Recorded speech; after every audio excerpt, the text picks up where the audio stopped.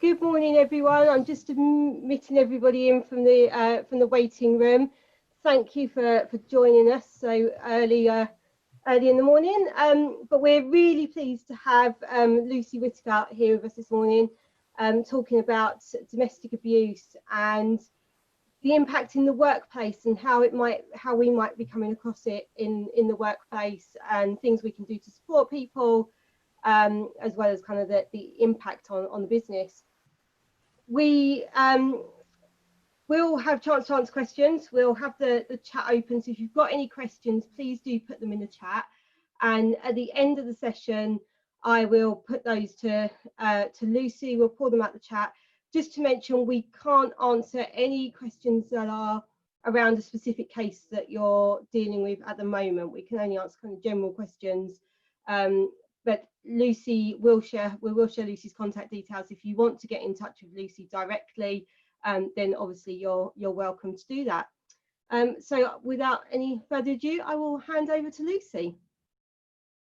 Thank you, Jennifer. Good morning, everybody. For those of you that I haven't met before, my name, as Jennifer said, is Lucy Whittaker, and I'm the founding director and lead trainer of VESTA. We're a community interest company, which I founded last year, and we are all about embedding culture and building understanding around domestic abuse in the workplace.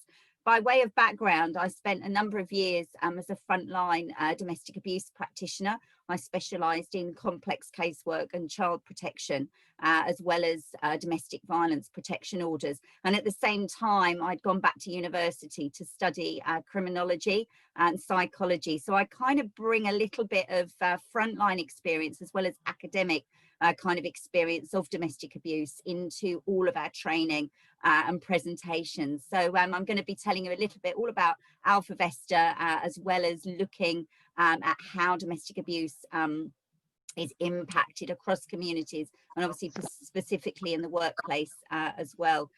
So we have a very, very strong foundation and mission statement at VESTA, which I'm going to show you in just a second, but it came fundamentally from the number of years experience and studying that I'd done and worked within sort of the domestic abuse arena, that we really lack a lot of understanding around domestic abuse. When you come from the sector, you talk a certain language, you have a certain understanding of it.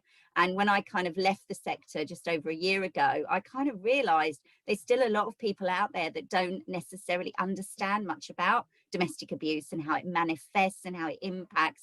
So there were two very key things that I went away and researched and I looked at, and these are what they are and what I found. And it was really this need for greater awareness, understanding and preventative work across communities, as well as in fact this important role that the workplace has within that. So I did a lot of research and came across a lot of studies that had been done, because not only are we impacted perhaps by the people that come into contact with us through our work, so our customers, our clients, our service users, perhaps that we may spot signs in, but actually wherever there's a workplace, there's people.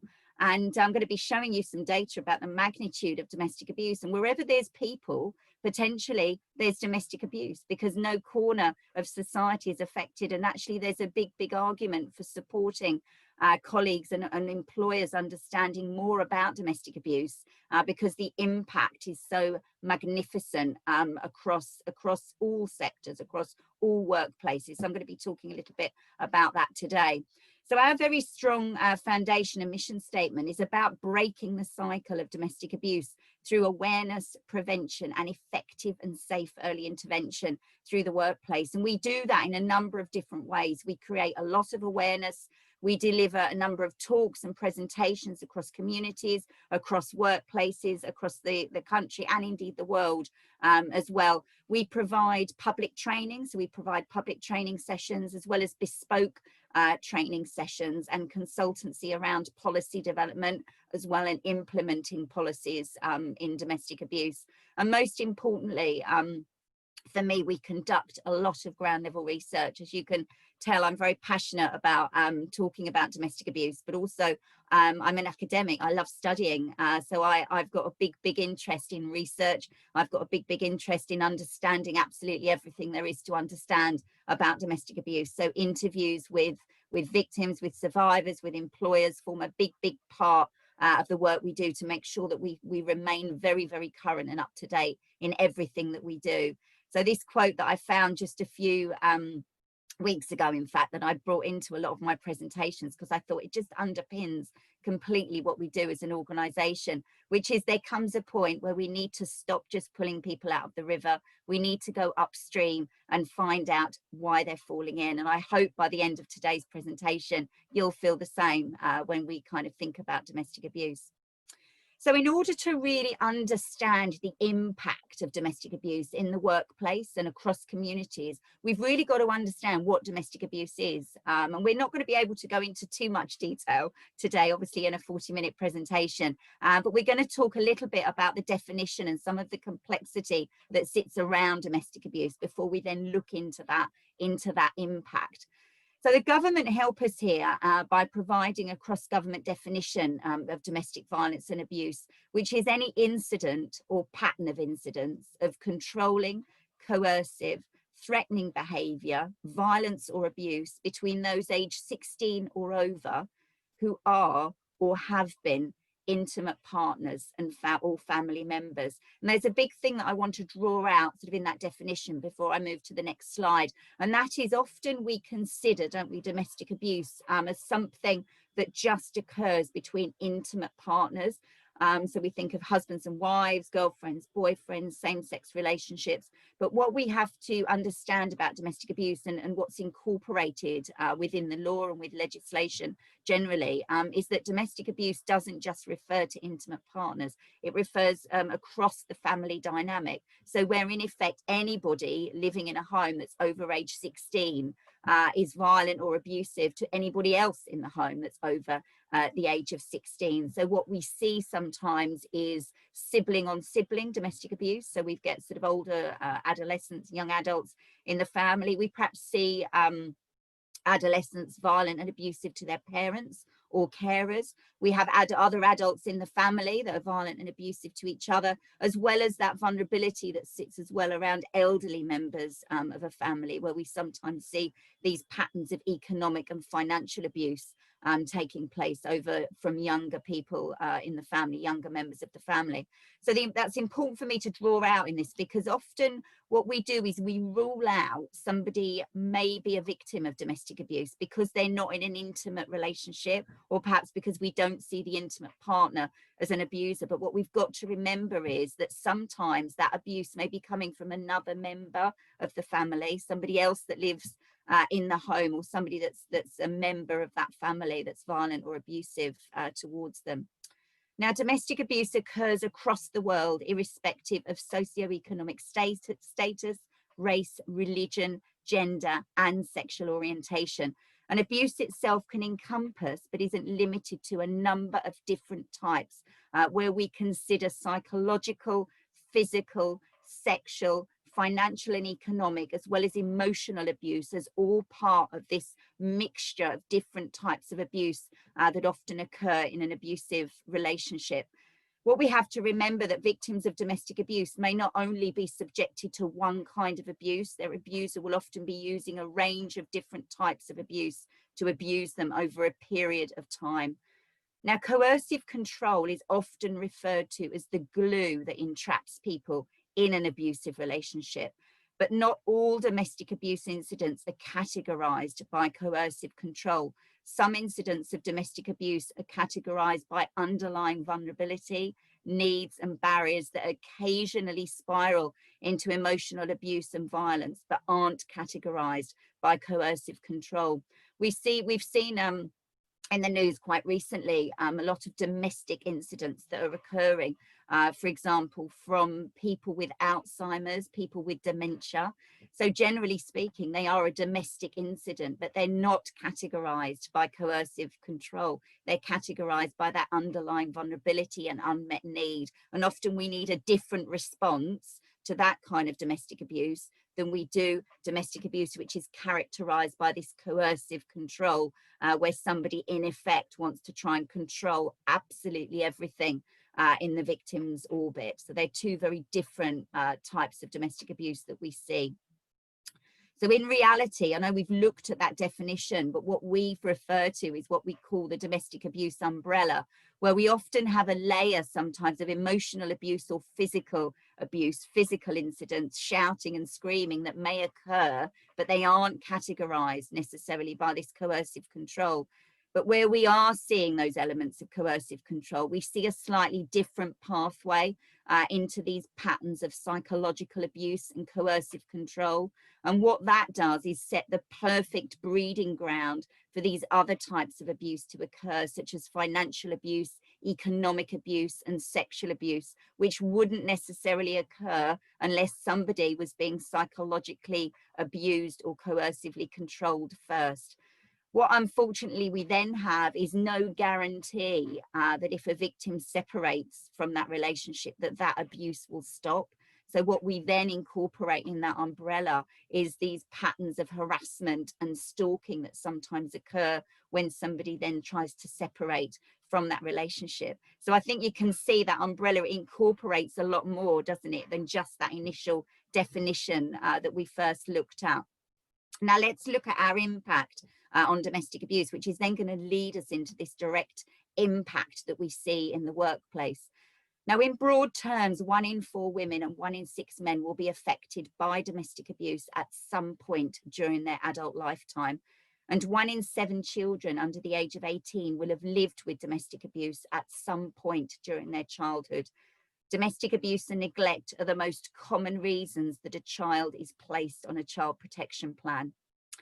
In terms of the police and the criminal justice system, figures show police recorded an average of 1 incident of domestic abuse per minute in the year ending March 2019. It's an enormous amount of incidents, isn't it, that were reported to the police, but in actual fact, they only represent just over half of the actual incidents that occurred, because not all incidents will generally get reported and recorded by the police.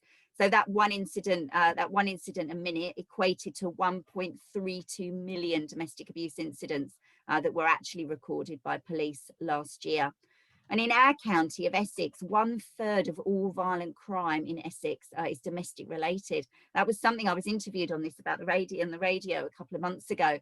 And the interviewer said to me, "Are you sure?" I said, "Yes, absolutely." Because we always consider, don't we, violent crime as something that perhaps occurs out on the street. And we think of gangs, muggers, we think of all of those kind of stereotypical crimes that occur, but in actual fact, 1/3 of all violent crime is domestic abuse related. That was released by Essex Police in November last year.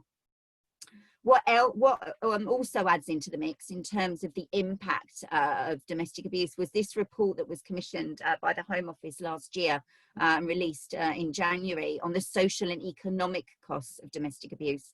Now, they are placed, the national cost of domestic abuse is placed at £66 billion per year, and an estimated 14 billion of that is a direct cost to the economy through businesses and organisations that don't necessarily deal generally with vulnerable people and children. This is impact that's coming from elsewhere in terms of their colleagues, which we're going to be looking at as we dig down further into this impact. And that equated, in actual fact, was quite shocking for me, and why I kind of knew we were on the right track when I was founding Alpha VESTA, and I knew I wanted to be doing more about prevention, because what that report could tell us was the average unit cost of supporting a victim of domestic abuse is placed at just under £35,000, whilst only £5 is spent on preventative work. So that £66 billion is largely spent in reacting to domestic abuse, in responding to domestic abuse, because as you can see, we do very, very little, don't we, in terms of prevention, creating awareness and understanding about it and reaching people sooner. In terms of that £66 billion then, where does it go? So all of the following sectors have a direct impact of domestic abuse through their service users, customers and clients in terms of their time, management and cost. But in addition, they're all workplaces. They all have employees working within them who are unlikely to be spotting the signs and perhaps ill-equipped to respond safely and effectively amongst those they work with and those that come into contact with them through their work. Let's look at some examples of this impact, some of these sectors that really see the impact of domestic abuse with people that are coming into them, perhaps as customers and service users. But remember as well, they're also employers. They also have a lot of employees working for them. So consider hospitals and community health. So think of the impact in terms of physical injury of domestic abuse, which we see often in hospitals, community health settings, GP surgeries. In addition to that, we've got mental health that has a massive impact from domestic abuse. So consider the mental health of perhaps the perpetrator of domestic abuse, the victim, but also their children. Remember, 1 in 7 children potentially will be affected by domestic abuse at some point during their childhood. That's a massive knock-on effect in terms of mental health, which often sits with children well into adulthood, The criminal justice system, we know, don't we? 1.32 million cases recorded by police. They don't just sit there as incidents. What happens is roughly 2/3 of them will progress through the criminal justice system, where we'll perhaps see an investigation, we will see a court hearing, perhaps sentencing, prison, probation, community rehabilitation, all of that impact. When we think in Essex, particularly 1/3 of all violent crime is domestic abuse related. Consider that impact then all the way through the criminal justice system. Civil legal system, massive impact. So where we're dealing with areas of the law that potentially aren't criminal. So often we see within the domestic abuse arena, divorces, child contact arrangements, injunctions such as non-molestation orders, occupation orders to perhaps protect somebody from a perpetrator attending their property. So massive impact in the civil legal system. Social care, as you would expect, when we think of the impact on children's social care, but also in terms of adult safeguarding, where we become concerned about the health and social care needs of adults and both the perpetrator and potentially the victim. Housing and refuge, enormous cost, as we would expect. We often say, don't we, to a victim, why don't you just leave? Well, where are they going to go? They might have to sell their house. They may need to, for a period of time, live in some kind of social housing. And anybody that works within housing will be able to tell you we don't have a massive surplus of empty properties just sitting there waiting for somebody to move into. We don't have a massive surplus available of beds in refuges, where for a period of time a victim may need some protective, supportive accommodation for themselves and their children. The third sector itself has a massive impact from domestic abuse. We're training people sort of across a variety of different third sector organisations, where we look at anybody in effect that works with anybody, any group of people that are vulnerable, and children particularly as well, will know all too well that domestic abuse often sits as a feature. I mean, I was looking at some research just this week through Barnardo's, so the children's charity Barnardo's, and they'd interviewed professionals that work for Barnardo's, and 76% of them said that they had supported either children or parents and carers that had been subjected to domestic abuse. That's a massive impact, isn't it, on a children's charity that potentially has got a number of other things that will be affecting children as well. Schools and education, a massive impact, where we think again, those 1 in 7 children that are affected by domestic abuse, massive impact in their schooling and education, massive impact in the benefits and employment system, where victims, 1 in 10 victims will have to leave their job due to domestic abuse. We've got a massive impact, which we're going to be looking at in terms of some research that was done around the workplace. And for a period of time, often victims may have to be dependent on benefits because they may have had to flee their area, leave their job. So a massive impact there, as well as communities and neighbourhoods themselves that are really affected by any kind of crime in their area. And then we've got as well, within that £66 billion, haven't we? We've got that lost economic output, that £14 billion of lost economic output. Now, some research that was done and commissioned by KPMG and Vodafone last year could tell us more than 500,000 working women in the UK have experienced domestic violence and abuse in the past 12 months. And roughly £316 million of economic output is lost just by the work absences related to domestic abuse. The potential loss of earnings per woman in the UK as a result of abuse having negative impacts on their career progression is estimated to be £5,800 each year. In addition to that, 75% of people experiencing domestic abuse will be targeted at their place of work because the abuser knows that they will be there. And 21% of people experiencing domestic abuse will have to take time off work as a direct result of abuse due to court hearings and concerns about their children. This additional recent research that was conducted last year was commissioned by Vodafone and conducted by Opinion, and it was research that was done about domestic abuse in the workplace, the impact of domestic abuse in the workplace, that was done over 9 different countries. Thousands of victims of domestic abuse were interviewed. It's probably one of the most in-depth studies that we've seen on domestic abuse and the impact in the workplace. And what they could tell us that was that between 30 and 40% of victims of domestic violence and abuse will be in employment at some point in their lives. This means that the majority of workplaces will be affected in some way or another. 1 in 2, so just over half, in fact, of those who were subjected to abuse did not tell anyone at work about the abuse they were experiencing because they felt too ashamed.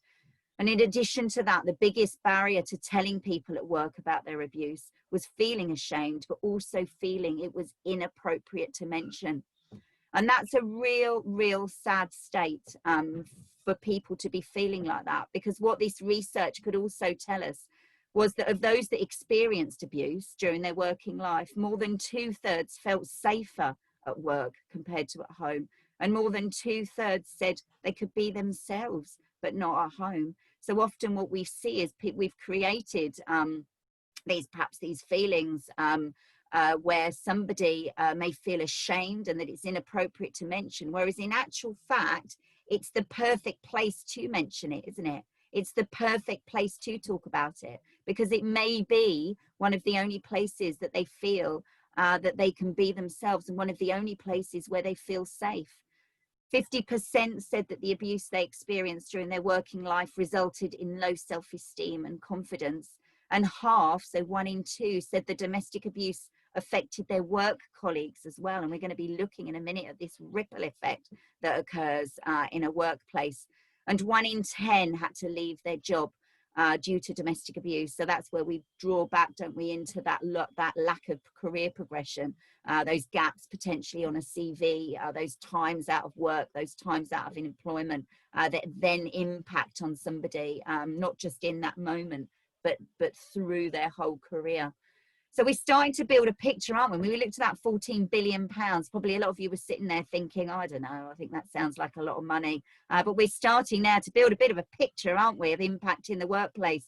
So already we can see, can't we, just from looking at that research, we've got a number of lost work days, haven't we? We've got lower productivity because actually we've got a direct impact, haven't we, on confidence and self-esteem, as well as all of that time off potentially. And as well as that, 75% of those victims will be targeted at work. So actually we've got a massive impact, haven't we, in terms of somebody's potential productivity and their ability to do their job as they would want to be able to do it and as you would want them to do it. We've then got 1 in 2 who start to see their work colleagues start to be affected by the fact that they're in an abusive relationship. So we start to see these patterns of distracted and frightened workers. And then these broader pictures of not just potentially the victim, but these broader pictures of high absenteeism, repeated lateness. We've seen 1 in 10, haven't we, potentially leave their job, high re-recruitment costs as a result of that poor career progression. We're not done yet. We've got increased claims against company insurance and higher premiums, because often what happens is we've never put that down. Nobody's ever asked them about domestic abuse. So often what happens is people and victims end up having a lot of services through employee assistance programs, through private health insurance, due to injuries, due to impaired mental health, but still nobody's asked them, have they, about domestic abuse? Still nobody's talked to them about it because we don't talk about it. We then got sometimes then these patterns, and I've seen this firsthand, of grievances where somebody has been impacted by domestic abuse in the workplace. So we're seeing these patterns of lateness and absences. We start to then have to sort of have employees in on sort of talking about their role, and then we start then looking at these patterns of grievances. And in some situations we've seen some high profile cases recently, one in fact for HSBC Bank, of employment tribunals, potentially where it just escalated. We had a perpetrator and a victim in the workplace together, and the whole thing just escalated, whereas actually if we'd have spotted that it was domestic abuse at the beginning, the whole kind of story wouldn't have escalated as it had. All the while, we've got a risk of a violent incident occurring, as we've seen, and we in our impact on the workplace training, we talk about a number of case studies where actually incidents have occurred in the workplace, where perpetrators have attended the workplace to continue to harass or harm the victim. And what we then have is these patterns then of bullying and harassment that often emerge in the workplace, because what happens is, and I don't know whether if you all sat there really, really honestly and thought of over the years and your careers perhaps, where you worked with somebody that potentially had a lot of time off sick. There was always those colleagues, weren't there, that didn't come in on Mondays sometimes, and we always thought they're off sick again. You know, or they're not, you know, they're leaving early, they're always on the phone, they're always going out. Well, actually, have we ever considered potentially that domestic abuse could be an issue for them? But what happens is we start referring to them, don't we? The team start referring to them as the one that's off sick. They're off sick again, they're on the phone again, they're in the loo again. We start to then build these kind of patterns of bullying and harassment, where somebody in effect becomes quite isolated from their team, and nobody likes that, do they, in the team? As an organisation, we then start to damage the organisation itself. So what we found, and what we could evidence through all of that evidence that we've looked at, that research, was something that we call the ripple effect through the workplace. Because what we're not just talking about the impact on the victim, are we? We're talking about this ripple effect that actually ripples through the whole organisation. So potentially from somebody that's subjected to domestic abuse, this ripple that occurs throughout. Let's have a little look at that and what we mean by that. So what we've got in effect when we talk about this ripple effect is a massive impact, haven't we, to begin with on our victim. Our victim of domestic abuse is no doubt going to be impacted massively in the workplace due to the abuse that they may be suffering and what they're dealing with at home. This will manifest in a variety of different impacts. So psychologically, as well as physically, sometimes when we see physical injuries as a result of domestic abuse. But remember, any psychological impact is going to eventually impact physically, isn't it, in the body? When we consider somebody that's subjected to long-term kind of abuse in terms of anxiety and depression, start to impact in their body and in their physical health as well as their mental health. All the while they're very fearful, because actually we know that big chunk potentially of victims that will continue to be harassed in the workplace. 75% are going to be harassed in the workplace. So there's that fear of the abuser, but there's also the fear, isn't there, that the workplace is going to find out it's going to impact on their job, because they're already probably aware of that. They're already aware that it's impacting on their work. So that we've got fear coming from both sides, haven't we? The perpetrator and the workplace, and potentially the loss of their job. We've got coping mechanisms that sometimes start to form, unhealthy coping mechanisms, where often a victim will need to try and placate a perpetrator. They may become very distracted. Sometimes we see an increase in alcohol consumption. We see somebody that really starts to struggle in terms of anxiety. They're very distracted. Anybody that's worked with anybody that was a victim of domestic abuse will know they're very, very attached to their phones sometimes, because they're worried if an abuser rings them that they need to catch their phone quickly. They need to answer that quickly. It's no doubt going to start to affect their performance, isn't it? As well as these more broader impact that we start to see in terms of their mental health. And all the while we've got that risk, haven't we, of that stalking and harassment that may be occurring all the while they're sitting there. What we've then got is an impact, though, on their colleagues, haven't we? Because 1 in 2 victims have said that their work colleagues were affected by the abuse they were suffering. So what we then start to see is a pattern then in terms of their colleagues, where they start to get an increased workload due to the fact that the victim's really trying to struggle now. Now, for those that don't know potentially what's going on for them at home, for those that don't know what they're perhaps subjected to, sometimes we start to get these patterns of feeling resentful and sort of those underlying sort of bullying and harassment kind of behaviors that we see for somebody that potentially doesn't know what they might be dealing with. But for the ones that do, they start to feel very ill-equipped and helpless because they don't know how to help the person. They don't know how to help the victim. They don't want to make things worse for them, but they desperately need some help and guidance as to what they should be doing. We often see them try to feel very responsible for the victim and try to protect the victim. So often they might be trying to field phone calls for them, try to cover for them if they're off or they need to have some time off. So we start to then see patterns of fear in the colleagues as well as the victim themselves, and an impact on their mental health as well.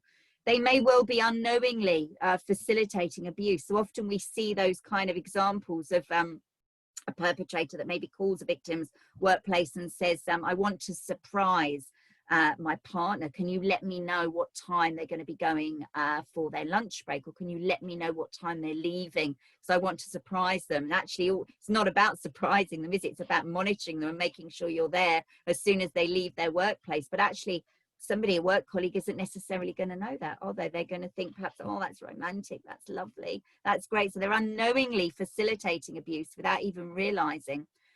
What we've then got is then a ripple effect through to our actual whole organization, because what we've got is a victim that's now starting suffering from domestic abuse, and that impact is now affecting their team. So we then start to see an impact in more broader terms for a whole organization, for an employer generally, where we look at then that effect and that impact on those broader issues around productivity, performance, morale. Anybody knows what happens potentially in an organization where we've got quite a toxic team. I'm sure you've spent a number of times having to deal with issues around HR, where we've developed sort of issues around bullying, harassment and toxicity within a workplace. And potentially this is what we start to see as a repercussion for domestic abuse, with these patterns then of absences and lateness. Because actually, for those that don't know what that victim may be subjected to, she's having every Monday off. So why don't I have every Monday off? I'll start having Friday afternoon off now. Or they're on the phone all the time. I'm going to start being on the phone now as well. So we start to see these patterns. All the while we've got this risk, haven't we, of a violent incident occurring, and thereby risk to all employees. I don't know whether anybody's familiar with the case of Claire Bernal. Certainly I've been fortunate enough to spend some time with Claire's mother, but Claire was tragically shot by her ex-partner in the workplace. And he shot her, and then he shot himself, and she was killed. So all the while, you can imagine all of those employees that witnessed that, but all of those customers as well that witnessed that. Massive impact on that organisation. All the while as well, we've got, and this is something that I think a lot of people aren't considering at the moment in terms of our future way of working, because a lot of us now are working from home, aren't we? And if we consider somebody that is in an abusive relationship that is potentially being coercively controlled and monitored the whole time, we've got a massive risk, haven't we, in terms of tech, in terms of laptops, access to servers. I think, gosh, from nowadays you're kind of into a whole company's server, aren't you, just from your lounge. Potentially somebody, the impact then that has on an organization, because what an abuser will generally do is use every tool they've got in order to create leverage for a victim. So potentially once they've got access to that computer, once they've got access to that server, that's leverage then for the victim, isn't it? That victim doesn't potentially want to lose their job, so it's leverage for them, as well as a risk for an employer that you will get potentially confidentiality breaches and compromised technology. Wherever we've got that, we can start to see, can't we, that pattern and that ripple. We've got real damage now being done, haven't we, for our organisation's reputation. But as well, we've still got a completely ineffective response, haven't we? Because still nobody's really understanding what domestic abuse is, and the fact that we've got this victim potentially in the workplace and nobody's even identified who they are and what's happening. But we've got a ripple affecting our whole organisation. And we've got patterns everywhere of grievances and disciplinary measures where the whole team potentially is being affected. And then what that then leaves us as well, when we look at that poor career progression, is poor career progression for everybody, haven't we? And no organisation potentially wants to be associated and be one of those companies where nobody seems to progress. So I hope you can see that massive ripple effect that we see through the workplace. So what can we do, just in our last section here, before I open it up to anybody that might have any questions? We can't go into great detail of all the things of how to develop an effective policy and things in the presentation today, but I wanted to leave you really with some kind of outline of the kind of things that we see as incredibly important in terms of breaking the cycle of domestic abuse within the workplace. Because we are all about, as I said, embedding this culture of understanding within the workplace, which ripples then through an organisation. So the first thing we ask employers to consider in terms of breaking this cycle of domestic abuse is to raise awareness. So there's a number of different social media, hashtags, a variety of different ways in which we as an organisation can show that we understand domestic abuse and we're raising awareness of domestic abuse. That's really our first stage to embedding any kind of culture around domestic abuse. The next thing we need to consider within an organisation is creating a supportive, non-judgmental environment for employees, because we cannot even begin to consider supporting anybody around domestic abuse if we've got no kind of inbuilt culture ourselves around it. If all the while we've kind of got these kind of stereotypical notions of domestic abuse, these archaic views about domestic abuse, we're never ever going to create, are we, a supportive, non-judgmental environment for employees ever. What we also need to be able to do, and what we support employers to do, is to understand those key risk factors. So what we find is any organisation and employees within that need to be aware of the risks that sit around domestic abuse, and potentially if an incident is at risk of occurring, if it does occur, or any domestic abuse may be impacting on the victim.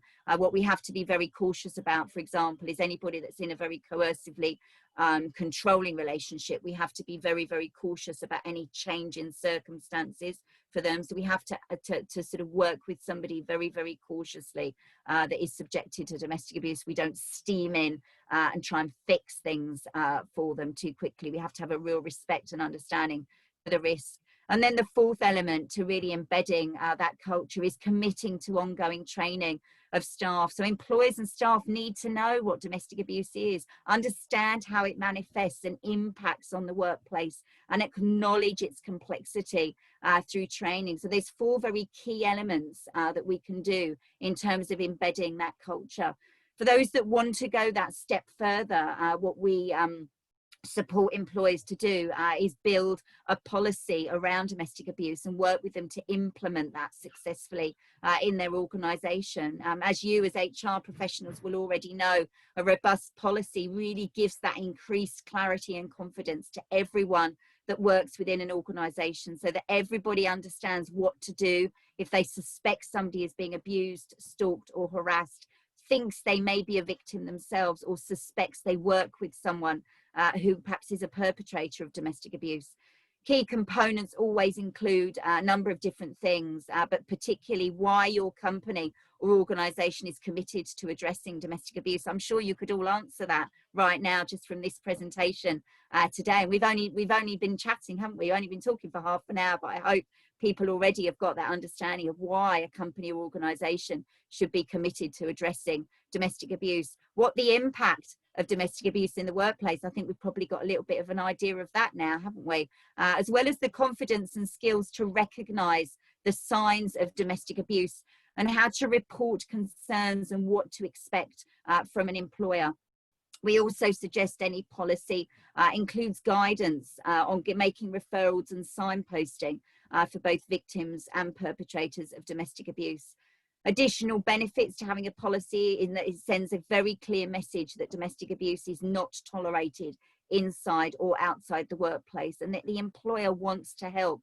It improves staff well-being, helps to retain skilled and experienced staff, as well as enhances an employer's reputation as a responsible employer.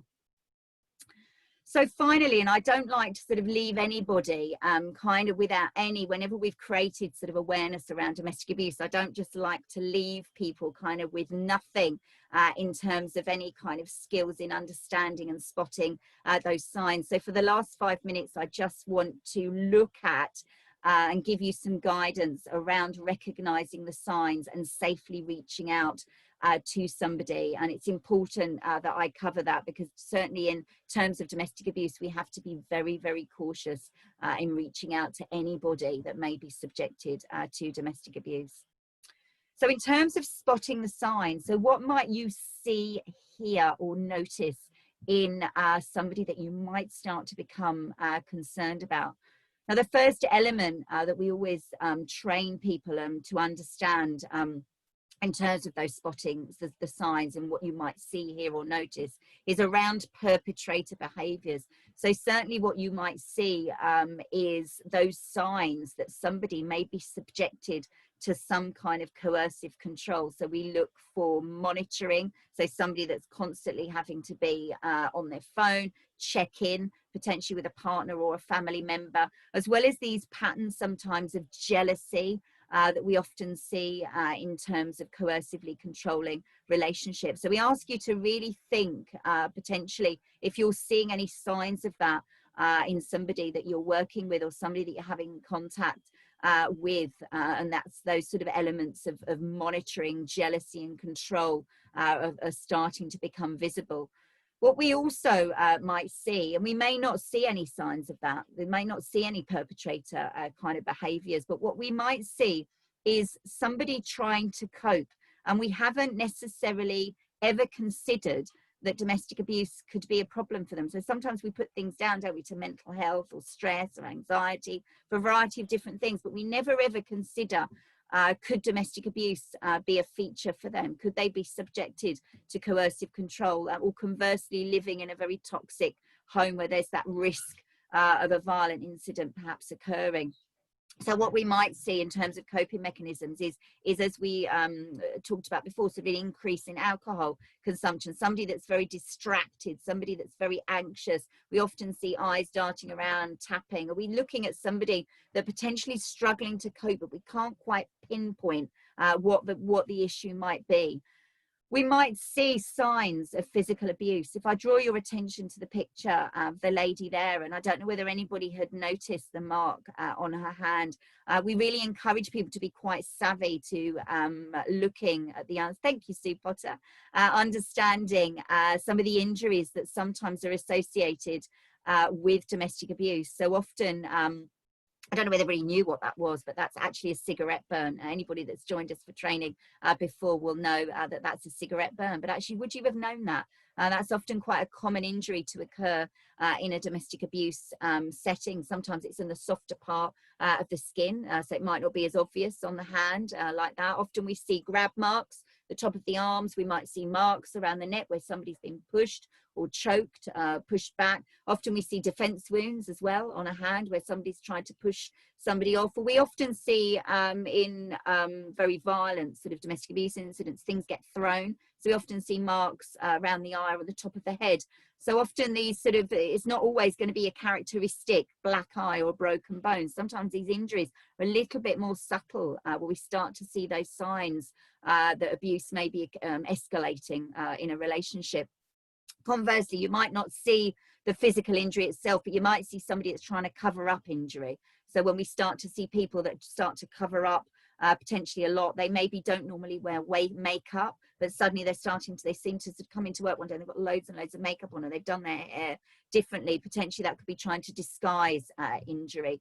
And then the final thing that we ask you to really be quite savvy in hearing or noticing and seeing as the signs of somebody that may be struggling in terms of their mental health. Often it gets put down to a mental health issue, but nobody ever looks at the cause potentially of that mental health issue. So potentially diagnosing someone with a mental health issue or anxiety and depression isn't going to change the experience that they're having, is it? What they're living with. potentially every day. Very sadly and tragically, we lose a lot of victims.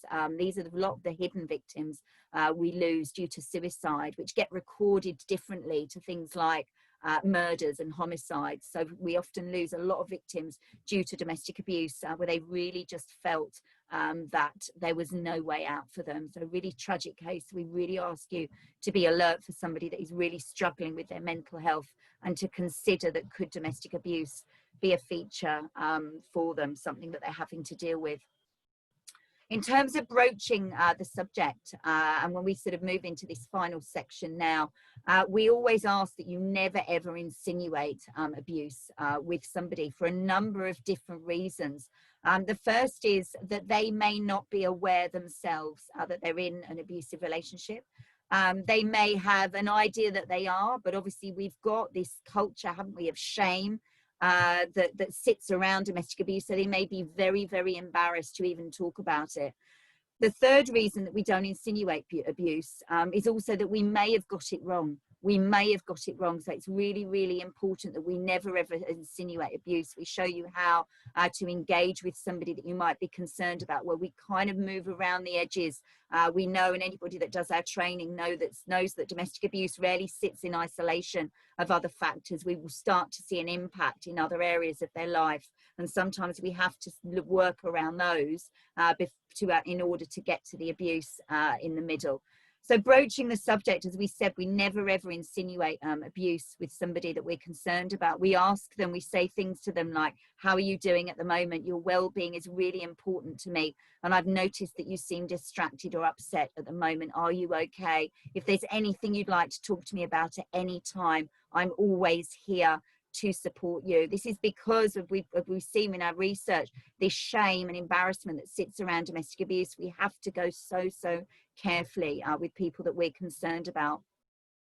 So in terms of some broad sort of guidelines, in terms of that reaching out, safely reaching out and engaging with somebody, we ask you to, when you're concerned about somebody, if you're spotting the signs, perhaps in domestic abuse, that you maintain as much regular contact with them as possible around their well-being, and build a trusting relationship with them. Remember, all of the while, if we're building a culture of understanding and support within the workplace, we're building that trust, aren't we? We're building that trust to open up and potentially talk about it, and smashing those myths around feeling shameful of being a victim to domestic abuse. As we said, never ever insinuate abuse. Listen to somebody, encourage them, never force them to talk about it. Ask about other areas of their life. We know that domestic abuse does not exist in isolation. Maintain a very calm demeanor, and respect as well that a lot of the decisions that they may be making you may consider as unwise decisions. But let's remember that somebody that is subjected to coercive control in their relationship, if they try and leave that relationship without any support and protection in place, they are at very, very high risk of domestic homicide and stalking. So sometimes we might consider somebody that's staying in a relationship, somebody that's placating their perpetrator, as making these unwise decisions and putting themselves at risk. But actually, until we understand the lived experience for them and the risks that perhaps sit around the domestic abuse for them, we should never ever be judging why they're making the decisions that they're making. I said to a social worker some time ago that challenged me, she said, you know, how do we stop victims making these stupid decisions, putting themselves at risk? And I really had to bite my tongue, because I wanted to just say to her to change your attitude, because actually that's how we stop people putting themselves in risky situations, by changing our attitude. So I know if somebody had spoken to me like that as a victim, they'd be the last person that I'd want to talk about if they referred to me as making stupid and risky decisions.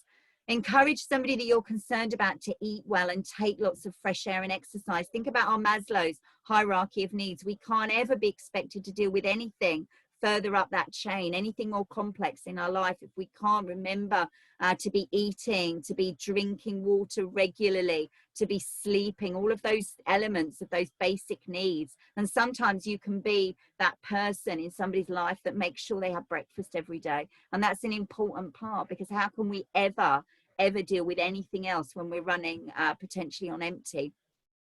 Be ready to support them, to reach out to specialist agencies for robust support and safety planning, and explore those different options with them. Any of you are welcome to join us for any of our other training sessions that are fully funded at the moment. So where we give you more robust skills in signposting and exploring those different options with somebody. Importantly, consider those coping mechanisms being used, and be aware of those key risk factors that we talk about in our training as well, about those changes in circumstances that potentially could put somebody at increased risk rather than reduce that risk. Consider importantly any vulnerable people, other vulnerable people in the home, such as children, elderly relatives that may be living there, and always seek help and guidance if you are concerned about what we call imminent risk of harm, where we're concerned right now that somebody may be at significant risk or imminent risk of harm. We need to be able to have confidence in calling for more robust support and immediate support around that through our local police, police force. 3 very, very important numbers that we like to share with you as well around supporting in the domestic abuse sort of setting. The National 24-hour Domestic Violence Helpline is available for victims of domestic abuse, but also people that are concerned about somebody else, that they maybe want to have a conversation, they're not quite sure whether it is domestic abuse, and they want some advice and guidance on next steps.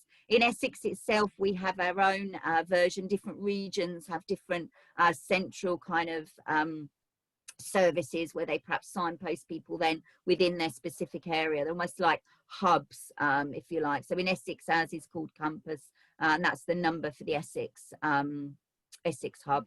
And we also like to share the number of the NSPCC helpline. For those of us that work or don't necessarily work with vulnerable people or children, we won't necessarily have a children's safeguarding policy. So we always signpost people to the NSPCC helpline. They're an absolute tower and fountain of support if we're concerned about somebody and there's a child perhaps living in that home who will advise on next steps.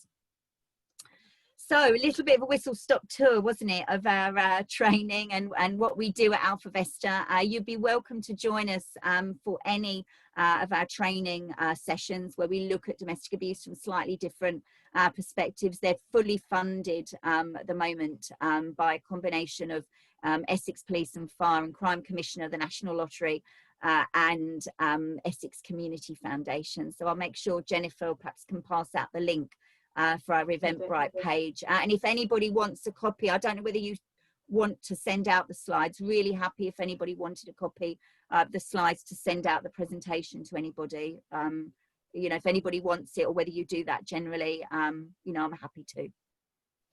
That's great, Lucy. Thank you very much. And we can send out the slides and all of those contact details in the email with the recording. So we'll send all that out together. That was really brilliant, really useful. I've got a number very of happy to send. Yeah. I've got a number of questions coming in. So some of them I think now have been answered, in particular around kind of how we raise concerns. I think you've covered off in the last bit there. A really interesting question about what to do if an employee denies there's a problem, doesn't want help. What do we do? They've got, where can we report it or signpost them to? What else can we do? So what we do and what we advocate, and obviously we understand, don't we, with domestic abuse, that victims won't necessarily recognise that they're in an abusive relationship, or they feel that they can handle it themselves. And we have sort of certain responsibilities as a duty of care, don't we, as employers over somebody. And what that tends to fall into the remit is where we're concerned about significant risk of harm. So what we find is sometimes people will be living in quite a toxic relationship. They may be living in quite a controlling relationship, but there's no significant risk of harm at the moment, and that doesn't allow us to intervene potentially in their life without their consent. That's the issue that we have with it. Unless we're spotting that imminent risk of harm and that concern, what we always advocate, and this is where probably our training will help as well. I spent a number of years particularly working on domestic violence protection orders, and that's where we were potentially intervening in a case where they didn't want that intervention. So the police were issuing an order to prevent them having contact with their partner. They might be sort of against that because they're scared. So often I was working in an environment where often I'd be sworn at, spat at, shouted at, because I was the one that was coming in, or the first person that was coming in after that order had been issued. And there's really no way at that point that they are going to be listening to you. Whatever you say, there's no way that they're going to be listening to you. And what you end up with, these patterns of what we call disguised compliance, where potentially they'll lie. And if you did call the police and you did sort of, unless you've really got that strong evidence base for significant risk of harm, if you contact the police, they'll just lie and they will say no, because they're too potentially frightened to work with anybody around it. But what we have to do as employers is create that supportive, non-judgmental environment, don't we? We have to create this net for them. So should they then reach that point potentially where they will reach out for support, you're going to be the first place that they come, the first place, and you've got everything in place potentially to support them. And often what I would find in working in that arena, that with time potentially in creating this supportive network, saying, I know you don't want to talk about this, that's fine, I'm just checking that you're all right. I just want to know that you're all right today. I know that's, you know, when we actually don't, what you do is you create this supportive network. So when they do reach out to you, you're the first person they come to, because they know you are a non-judgmental, supportive employer. But it's very difficult arena to work in when somebody doesn't want to acknowledge the abuse for a number of different reasons. But we have to be very cautious about stepping in unless we have that strong evidence base that there's significant risk of harm there. I hope that helps.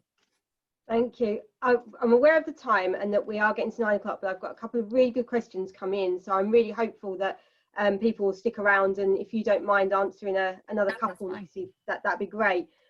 I've got a question here about being in a male-dominated environment, and whether there's anything to be done differently in a male-dominated environment. In particular, the perhaps increased shame that a male victim may feel. We know female victims feel a lot of shame, but actually for male victims it must be incredibly hard, particularly if the perpetrator is a woman, I guess. So yeah, anything differently that they can do or should be doing in that kind of environment?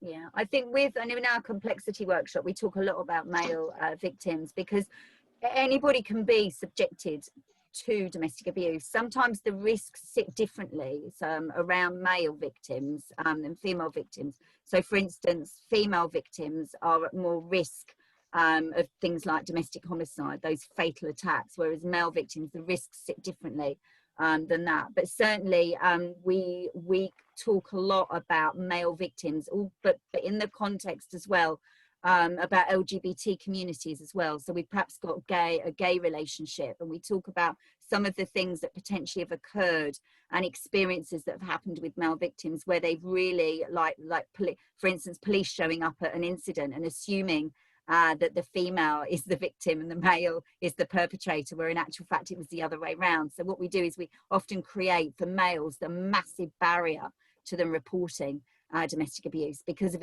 previous experience, but also being male is used as a weapon to continue to abuse somebody, because we can say to them, we can challenge their masculinity, can't we? We can say, you call yourself a man, nobody's gonna believe you, and your mates are gonna laugh at you at the pub. So we really create awareness. I know in our complexity workshop where we talk about that, and I think anybody that's potentially working in a male dominated environment has to be really aware of the barriers around male victims, the barriers that sit there. Some really interesting research as well that came out quite recently was around male victims and disability. And in actual fact, male victims that have got a disability are just as likely to be a victim of domestic abuse as a female victim. So, you know, when we look at that 1 in 6 men, 1 in 4 women, being male and disabled actually raises that back up to 1 in 4. So sometimes it's being male, but also remembering all of those other additional needs and vulnerabilities that might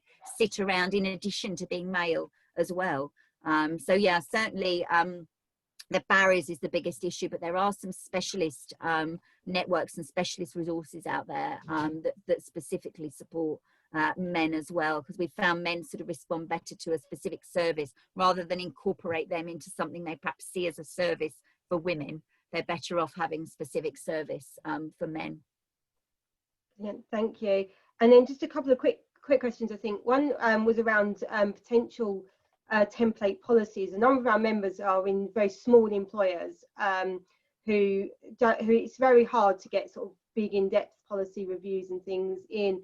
Is there a template or something as a... Yeah, there are. We can share with you if anybody wants to email me directly. There's a number of different policies, template policies that I can share with you. So obviously they do need to be tailored around for certain different organisations. So they are templates, but certainly across Essex at the moment, we are, so if it's an Essex employer, we are supporting people in building policies. So we will take that template and work with the organisations. There's no charge for that at the moment. It's a fully funded service to help support employers build a policy in domestic abuse. So certainly if that person wants to reach out to me, if they are an Essex employer, certainly I can help build that with them. If they're not, potentially I can share some templates around that as well. Either way, I can share templates. So yeah, that's not a problem. That's brilliant. And that actually leads into my final question, which was someone that said that they're actually, the company's based in Suffolk, but they do employ people in Essex.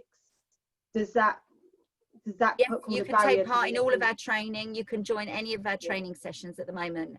Absolutely. So yeah, please do have a look. If I get Jennifer to share our Eventbrite page and our website with you, sort of along the slide with the slides, you'll be welcome to join any of our sessions that are running at the moment that are fully funded as well.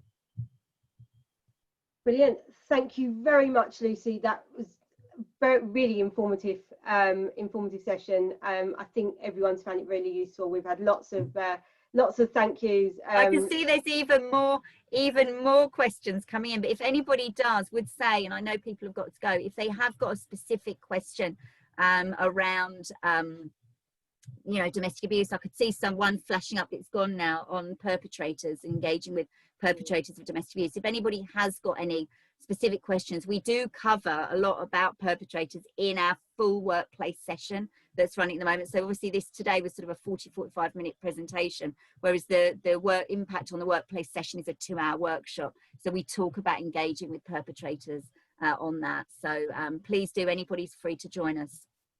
Brilliant. Thank you, Lucy. And all of those links, everything you've mentioned there, your slides, your Eventbrite, your email address, we'll make sure that all goes out. I'll speak to you after, Lucy, and we'll make sure that goes out with the that's great session, which will obviously go out as well. So thank you very much for everyone coming in this morning. Thank you, Lucy.